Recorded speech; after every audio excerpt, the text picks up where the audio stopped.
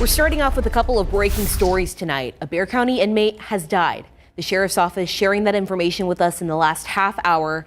They say 50-year-old Paul Sarabia died at a hospital Friday. The day before, they say he had a medical episode while going through the booking process. While BCSO says the medical episode stems from withdrawal symptoms, the Bexar County medical examiner hasn't confirmed why Sarabia died. The medical examiner is still working on that, and the Texas Commission of Jail Standards and the Precinct 2 Constable's Office is also involved in that investigation. A 12-year-old is in San Antonio police custody after they say he threatened to shoot up several local schools. That child now faces 7 charges of making terroristic threats. So here's what we know. San Antonio police were made aware this weekend of a social media threat from that 12-year-old. In that post, the minor listed dates of when specific schools were going to be targeted. The Texas Rangers and many more agencies were able to track that child down, and they were arrested without any incident around 8 tonight. San Antonio police noted they take all threats seriously and urge all parents to monitor their child's social media accounts. The mental and emotional tolls the disappearance of a loved one takes on a family is immeasurable. But there's a financial toll that some families also take on. A family that's been searching for nearly 14 years is getting some help with that financial burden. Patty Santos connects with Pauline Diaz's family as they move their search south to Floresville. Families will often print out flyers. Some of them will print out posters, and some will even put their loved ones' faces on bottles of water. Very few of them can afford a billboard. Yes, we're branching out to Floresville and trying to revive her case here. For nearly 14 years, the Diaz sisters have been consistently and diligently gathering attention in the search for their missing mother, Pauline Diaz. From flyers, posters, to a $25,000 reward, even an artificial intelligence video. My name is Pauline Cantu Diaz. No expense has been spared. Well, we've been praying for 14 years to get a billboard. The cost of that was out of reach until this weekend. Season of justice granted. We got the billboard, but the good news was that we got the billboard for a whole year. The partnership of the nonprofit Search and Support San Antonio and Season of Justice made it possible.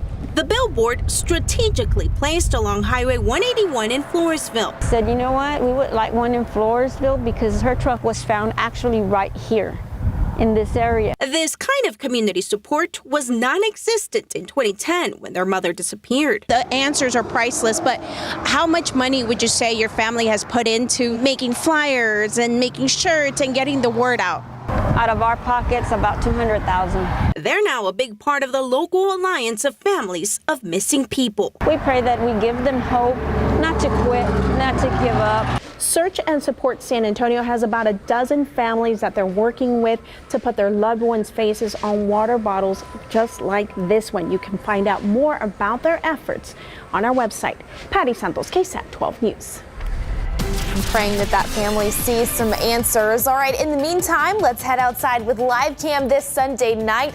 Clear skies in place here in the Alamo City, helping temperatures fall already pretty efficiently. We're in the low 70s right now. Hopefully you enjoyed the beautiful into the weekend that we had out there today. A weak cool front pushed through south central Texas yesterday. In its wake, drier air has been funneling into the region. We've got another cool morning on tap first thing tomorrow. Low 60s expected in San Antonio, perhaps even some mid and upper 50s across portions of the hill country. Still holding on to that drier air, a high temperature in the comfortable upper 80s, still warm, but not having to deal with the feels like temperature. So that is an added bonus. That will be the theme tomorrow. Still a little taste of fall. Enjoy that because the humidity is going to start to work back in throughout the day on Tuesday. That is also going to be the time frame where we monitor for a few isolated rain chances as a disturbance moves through the western Gulf of Mexico, a tropical disturbance. San Antonio is not expected to see direct impacts from that system, but I'm going to show you who could see some direct impacts coming up a little bit later on. A case that shook San Antonio will finally have its day in court, but not for a trial. Christian Moreno and Abilene Schneider pleaded guilty last month in the death of 81-year-old Ramon Najera. He was killed last year outside of a West Side home after 3 dogs attacked. Now, while a jury won't see a trial, a judge will hear a punishment phase, which is set to unfold starting tomorrow. Erica Hernandez has been following this case since the very beginning. She explains what we can expect during this next phase of this case. It was described as a horrific scene on February 24th, 2023. Just before 2 p.m. on Depla Street off of Highway 90 in Couples Road, 81-year-old Ramon Nájera and his wife were getting out of their car to visit a friend when 3 loose dogs attacked them. Neighbors tried to help. When firefighters arrived, they found Nájera being dragged by one of the dogs. Firefighters had to fight them off with pickaxes and pike poles so they could treat the victims. This is not something normal for us. We usually don't show up and have to defend patients from animals or ourselves. The dogs also attacked Nájera's wife, bit a fire captain in the leg, and another person in the hand. Horrific scene, horrific for the people that experienced this, and again, horrific for our firefighters that were a part of this. Nájera later died of his injuries. The 3 dogs were detained and euthanized. Their owners, Christian Moreno and Abilene Schneider, were later arrested and charged with dangerous dog attack resulting in death and injury to the elderly.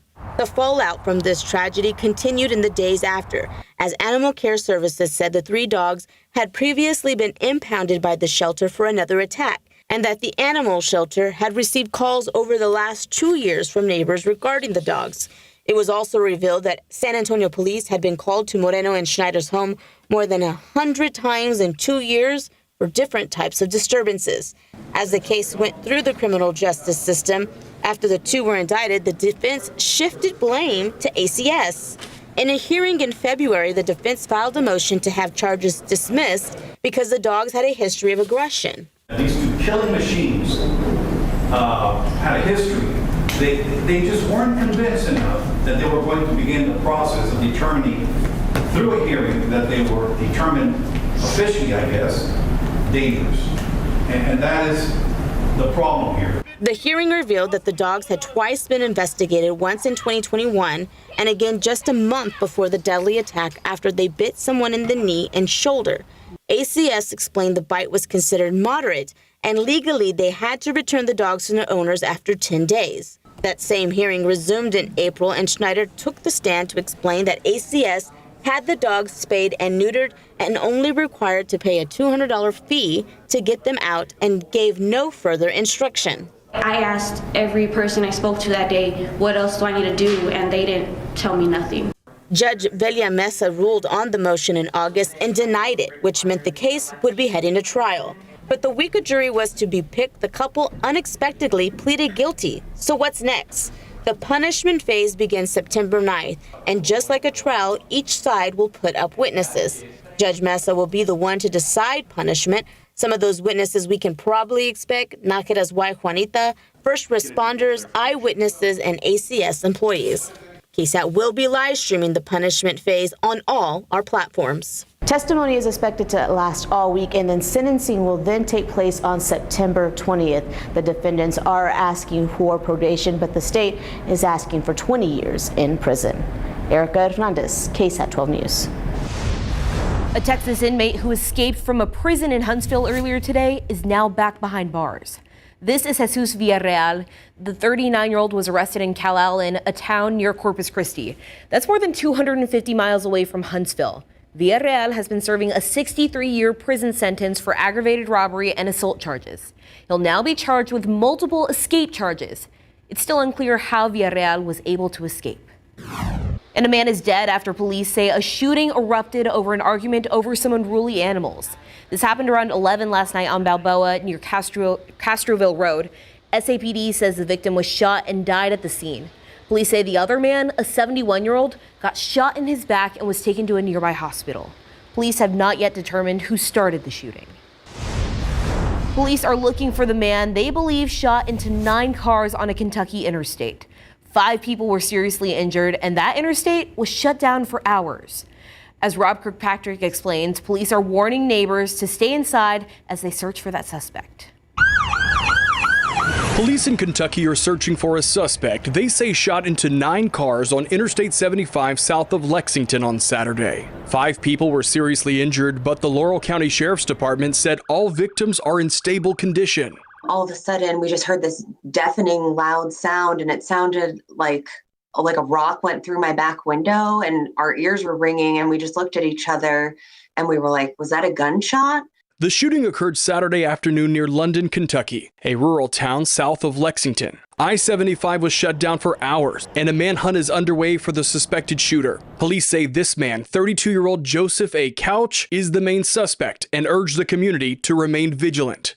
We're asking people too, if you think you hear something outside of your home, please do not go outside shooting. Our officers could be in that area. The search, coordinated by the sheriff's office, resumed Sunday morning with the help of multiple law enforcement agencies, including a drone with infrared heat sensing technology. Officials say they know the general area of Couch's location, but the terrain is rugged with lots of trees. It's a large area. We're just going to have to start from where we have anticipated that he possibly was, and we are looking for spent rounds. It's unclear what the motive is for the shooting, and authorities say Couch is considered armed and dangerous. I'm Rob Kirkpatrick reporting. A summer camp where everyone has fun. Coming up, we'll head to a special camp for kids who might not have the same opportunities for summer fun that other kids have. We'll be right back.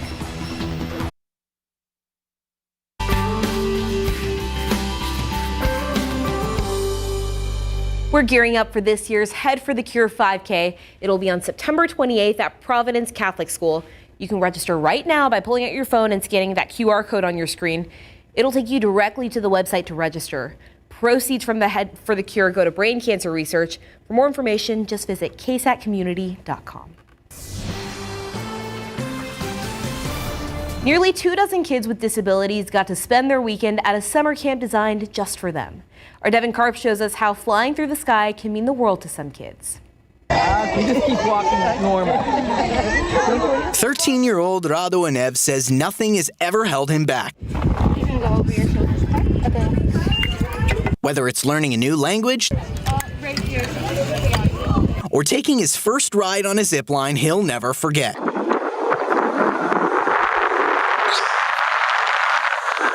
That was really fun. The view was great and it was really fast and fun. He's one of 23 kids who got to spend the weekend at Morgan's Camp, a summer camp in San Antonio specifically designed with their need for true accessibility that can fit in the whole family. It's great because as a parent, it makes me feel like she's leading a normal life and that she doesn't have a disability because she gets to do all the things that everybody else gets to do. The nonprofit Wheelchairs for Kids says it's important for children with physical disabilities to feel included in all kinds of activities.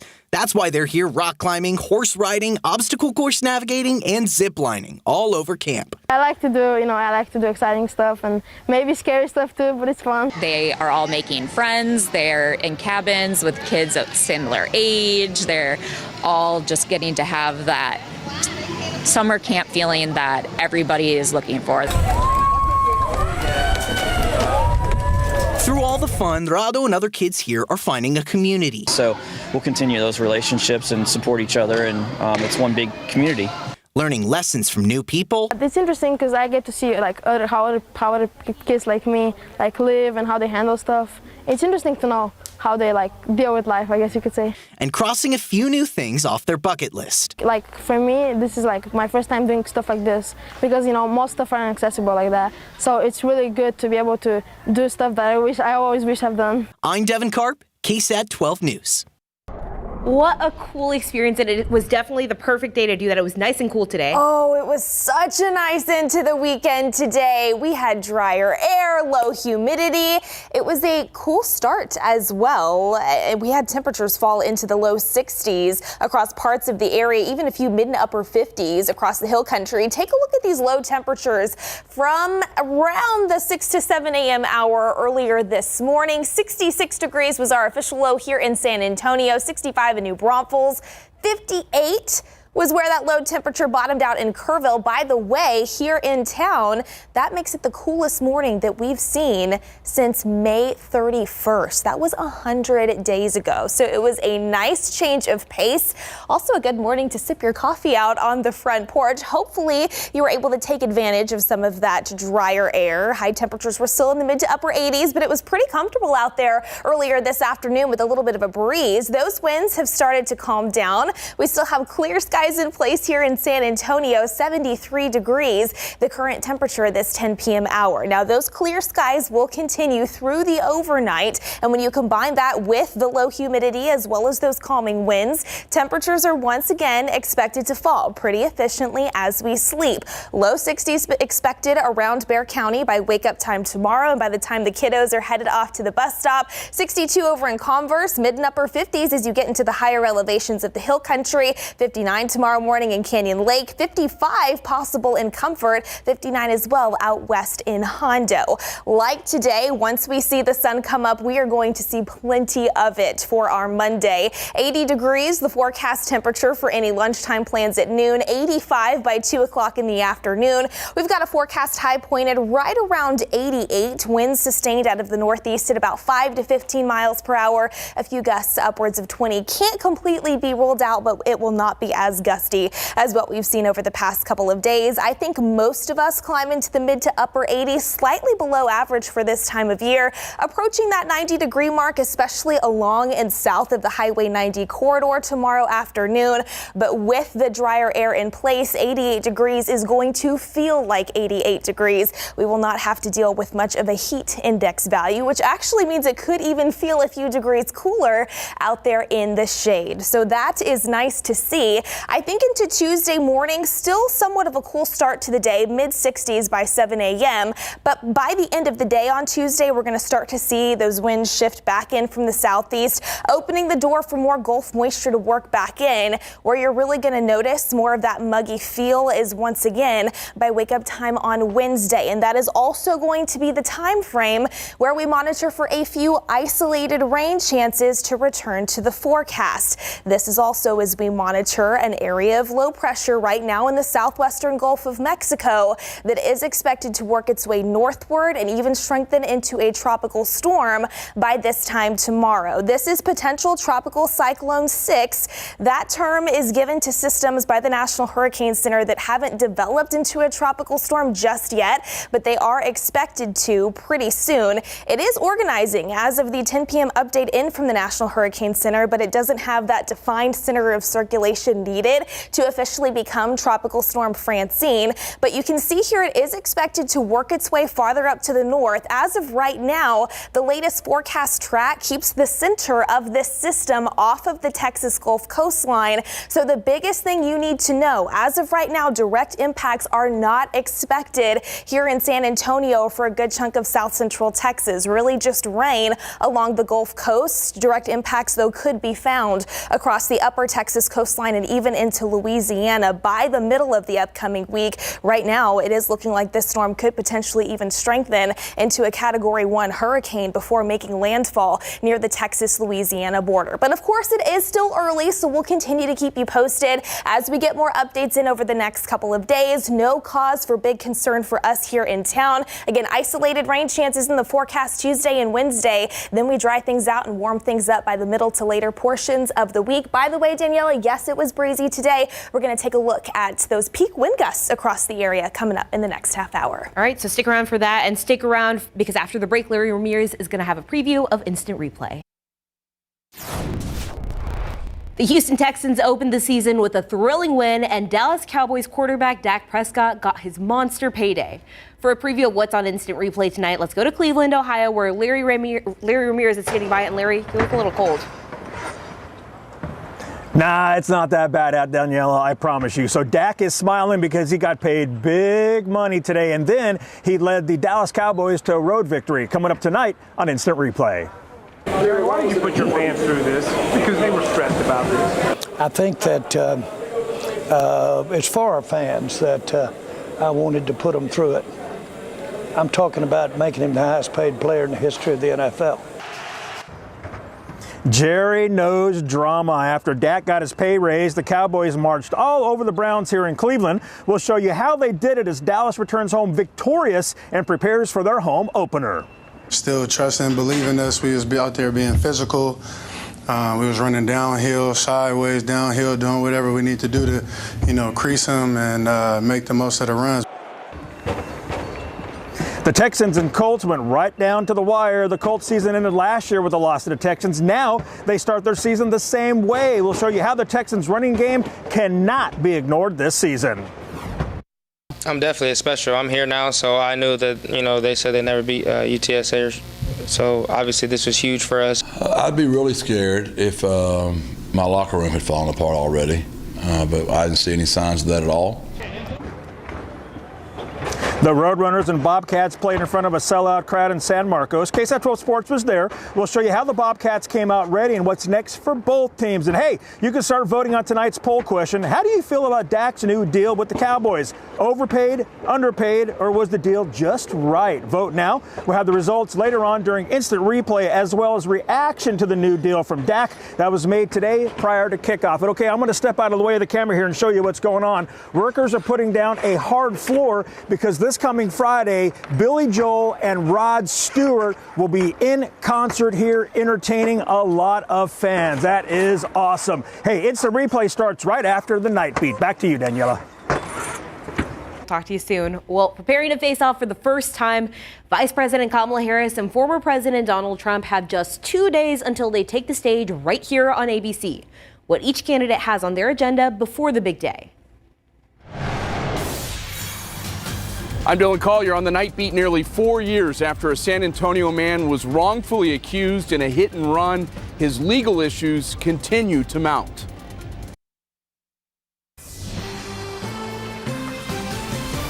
A San Antonio man was arrested for a hit and run crash he did not cause. Nearly 4 years after San Antonio police vindicated Eduardo Lopez, he continues to feel the fallout from a wreck he had nothing to do with.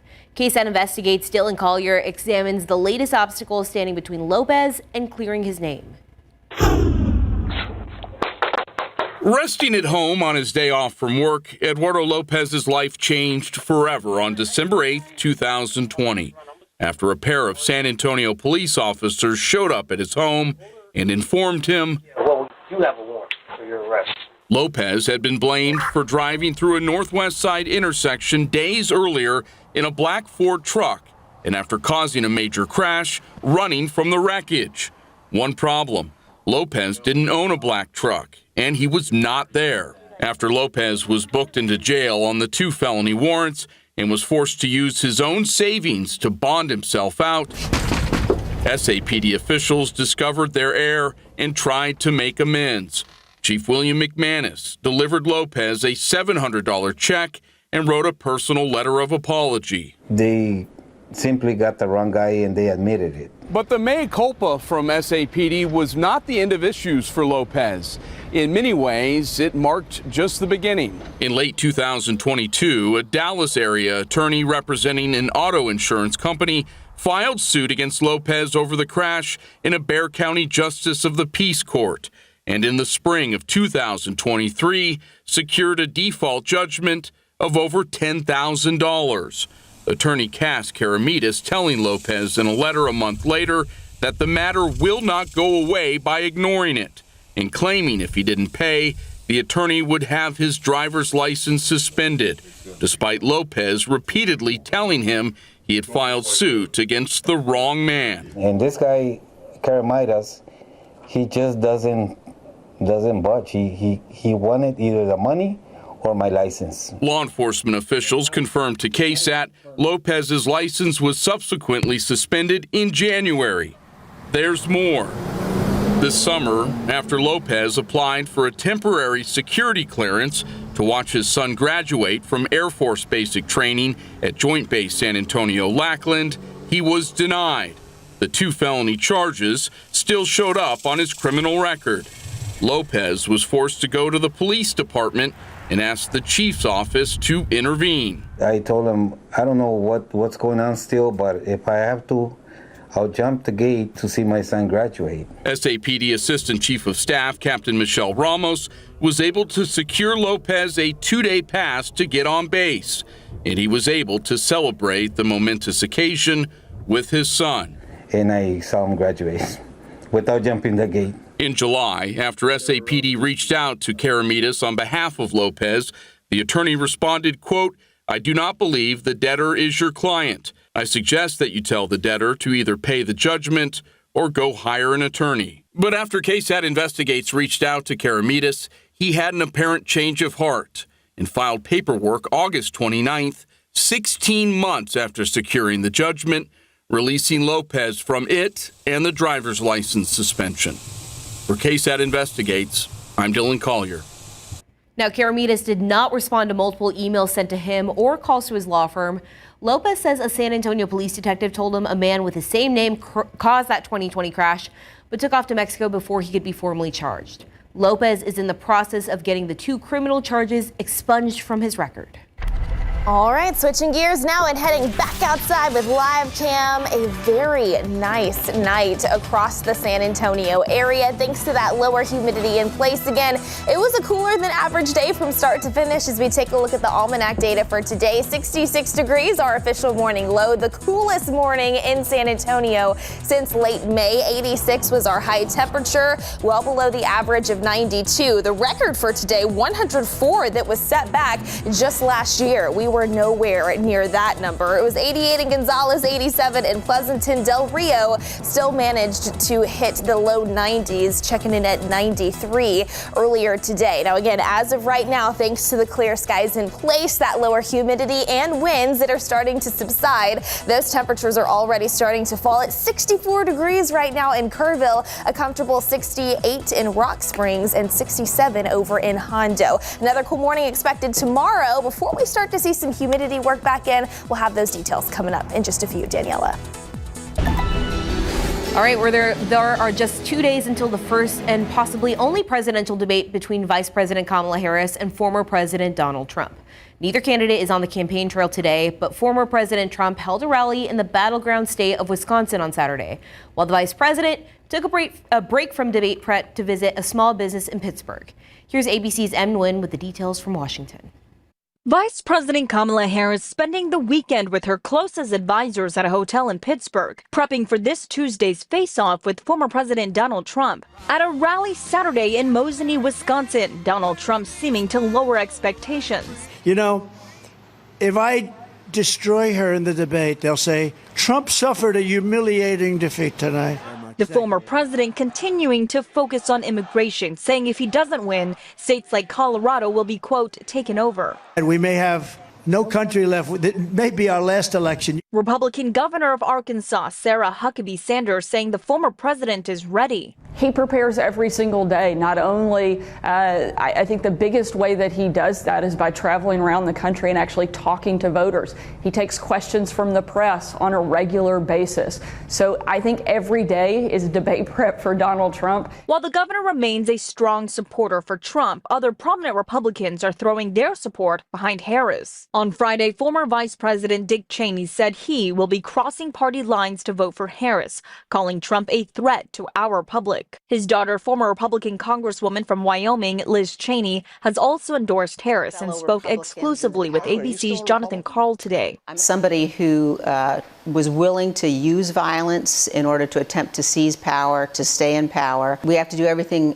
possible to ensure that he doesn't, that he's not reelected. Cheney calling Trump a unrecoverable catastrophe. And he's willing to embrace things that are fundamentally a danger to this nation and to our Constitution. So the choice, in my view, is not a close one. While visiting a small business in Pittsburgh, Harris says she's honored to have these endorsements. I think it's an important statement right now. People are exhausted about the division and the attempts to kind of divide us as Americans. Em Nguyen, ABC News, Washington. KSAT will carry the presidential debate live here on Channel 12. You can also watch it on our website or KSAT Plus. Coverage starts after the news at 6 ends and will run directly into the Nightbeat. We'll see you then. Nobody's going to miss your car but you. Words to live by on days like Tuesday when several cars got stranded in high flood waters all over town. Coming up, what safety officials want you to do if you ever find yourself in a similar situation.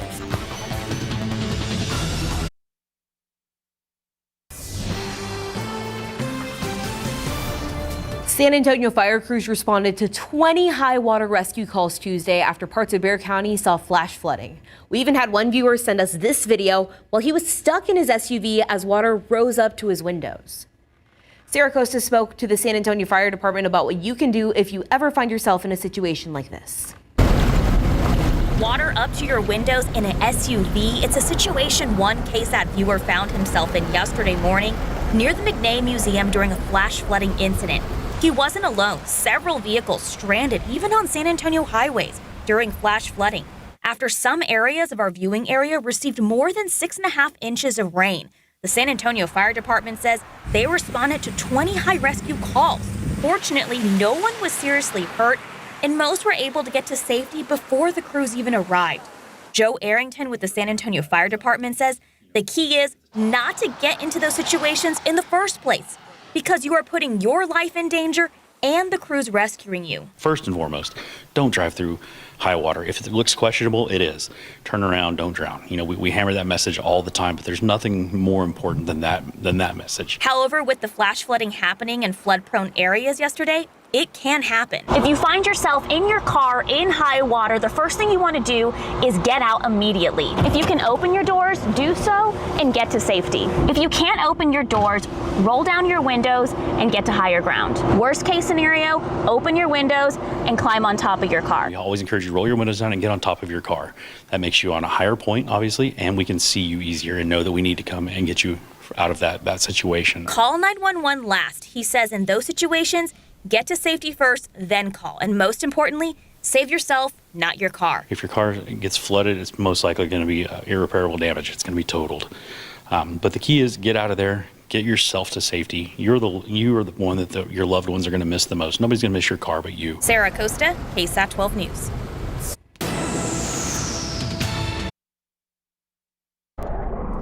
Okay, Mia, today's the first day in months that I felt like I actually wanted to wear a sweater because it was nice and comfy, but not too warm, not too cold. Not too warm. It was what? It's not too cold, not too hot. It's just right in the middle. Yes, it was a little breezy out there today. After we saw that front move through yesterday, winds really picked up. In fact, yesterday we had gusts upwards of 30 to even 35 miles per hour in a few locations. As we take a look at the peak wind gusts from today, you can see not as bad, but we still had some gusts upwards of 30 miles per hour at times. 28 mile per hour wind gust was the peak over at SA International, 32 miles per hour up in New Braunfels, 28 over in Seguin, 24 in Kerrville, 25 over there in Bernie. You can see as we take a look at the current wind gusts outside right now, though, a lot better. Those winds are starting to subside and calm down. That will be the theme for the most part through the overnight hours. Combine that with the clear skies, the drier air in place, and that's what's going to help keep that little taste of fall in the forecast yet again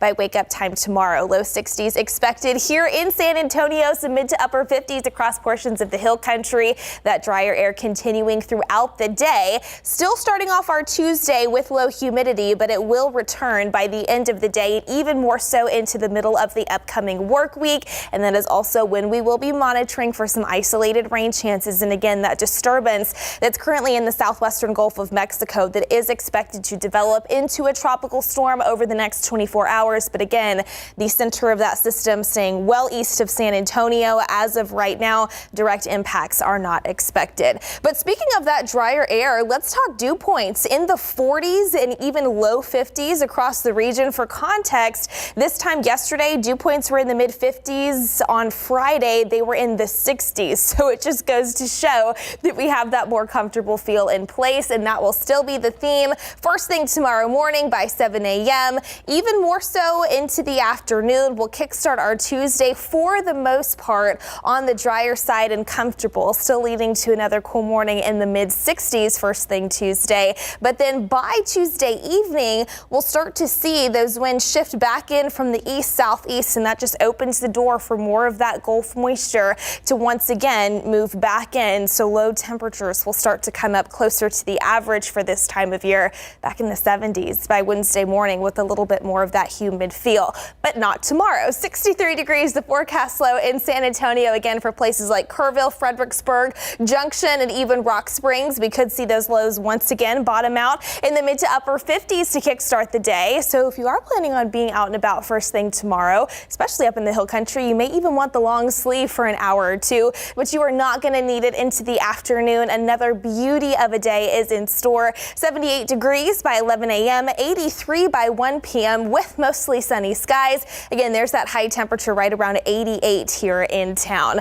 Looking ahead to Tuesday, a few degrees warmer when it comes to those afternoon high temperatures in the low 90s. That will even carry over into the middle to later portions of the upcoming week. Notice how that humidity will affect your morning low temperatures. Mid-60s early Tuesday, low 70s return by Wednesday and Thursday mornings. And again, we will monitor for a few isolated rain chances, especially if we can tap into any moisture on the far west side of this system that is expected to become Tropical Storm Francine by this time tomorrow. But even with the latest model data, current indications keeping that system east of San Antonio and even off of the Gulf Coast, where there will still be plenty of rain to be found over the next 7 days or so. But it is looking to be more of a direct impact for far east Texas and into Louisiana by the middle to later portions of this week. Of course, we'll continue to keep you posted on that. Otherwise, in the tropics, though, there are still a few disturbances moving through the central Atlantic that have a medium and high chance for tropical development. By the way, the peak of hurricane season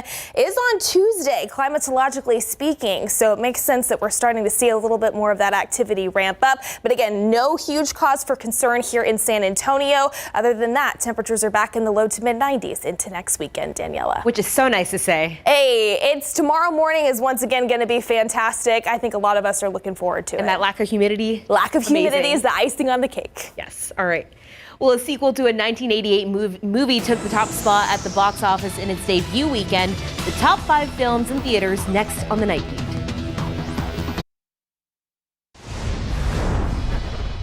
It's been a long time. Yeah. It Ends With Us stayed at number 5 this weekend on ticket sales of $3.8 million.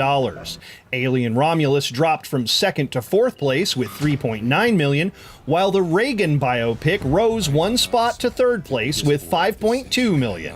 Make a wish, buddy.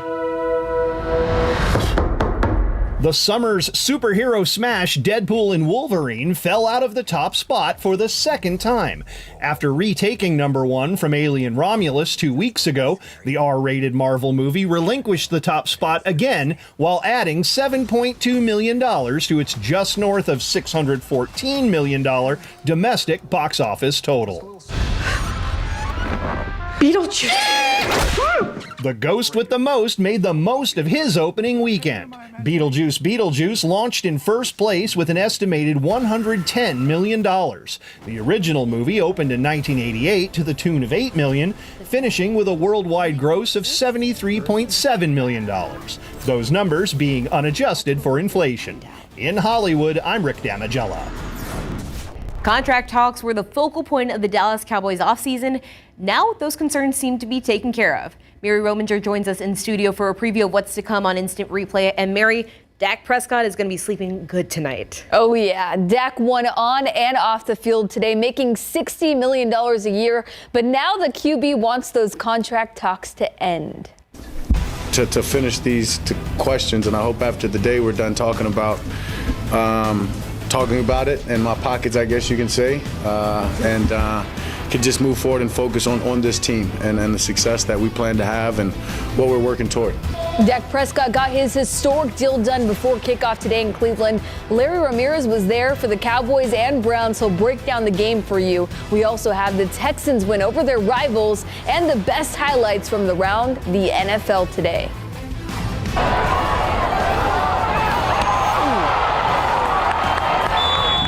The best of big game coverage only gets better as the season goes on. The defense really stepped up this week, and we'll show you which plays made the best of BGC as we go into week 3 of the high school football season. And don't forget to vote on our Instant Replay poll question about Dak's new deal with Dallas.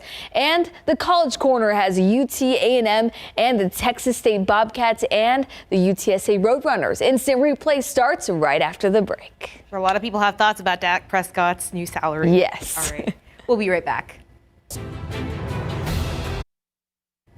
Well, that's all our time for now. For all of us here at KSAT 12, thanks for watching. Be sure to tune in to Good Morning San Antonio for all your latest overnight news. An all-new Instant Replay starts right now. Let's go! Today's Cowboys, we got them by a touchdown. The Cowboys are going to prevail. I went to Mass at 8:30 this morning. I prayed for the Browns, and then I forgot to change my dress shoes. into tennis shoes, and now I'm at the Cleveland Browns Stadium. Doesn't get any better than that.